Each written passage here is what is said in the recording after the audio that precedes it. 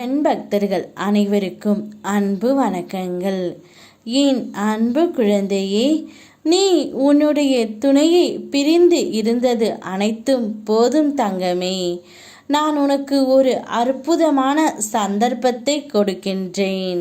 இப்பொழுது உன்னுடைய துணையை நீ பெற்றுக்கொள். இல்லையென்றால் உன் துணையுடன் ஒரு புது உறவு ஒன்று இணைய ஆசைப்பட்டு கொண்டு இருக்கின்றது. ஆனால் உன்னுடைய துணை அவர்களை நெருங்க விடாமல் பார்த்து கொண்டு இருக்கின்றார். இத்தனை நாட்களாக ஏதோ ஒரு காரணத்தாலும் மன கசப்பாலும் நீங்கள் இருவரும் பிரிந்து இருந்தீர்கள். பிரிந்து இருந்தது அனைத்தும் போதும் தங்கமே. நான் உங்கள் இருவரையும் ஒன்று சேர்க்கத்தான் வந்திருக்கின்றேன். நான் கொடுக்கும் இந்த சந்தர்ப்பத்தை நீ சரியாக பயன்படுத்தி கொள்ள வேண்டும்.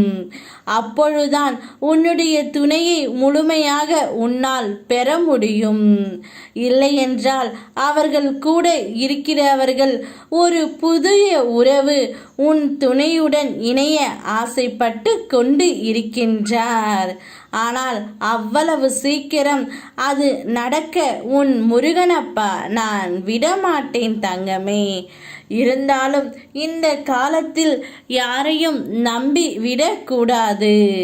அதனால் தான் சொல்கின்றேன், நீயே செல், அவரிடம் பேசு. யாரையும் அவர் பக்கத்தில் நெருங்க விடாமல் பாதுகாத்து இரு. ஏனென்றால் இது உன்னுடைய வாழ்க்கை அல்லவா தங்கமே. உன்னுடைய வாழ்க்கையை நீதான் தக்க சமயத்தில் பயன்படுத்தி கொள்ள வேண்டும். அதனால் தான் நான் இவ்வளவு தூரம் வந்து உனக்காக அனைத்தையும் எடுத்து உரைத்து கொண்டு இருக்கின்றேன்.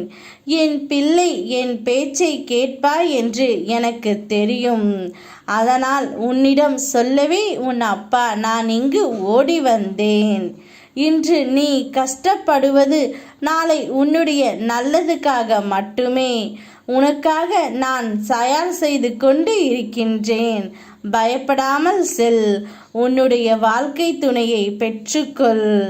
வாழ்க்கையில் நடைபெறுவது எல்லாம் உனக்கு எதிராகத்தான் இருக்கிறதே என்று கவலைப்படாதே. சிரமங்களை பார்த்து கலங்காதே. நம்பிக்கையுடனும் பொறுமையுடனும் உன் கடமைகளை செய்து வா. இந்த நிலையும் மாறும் தங்கமே.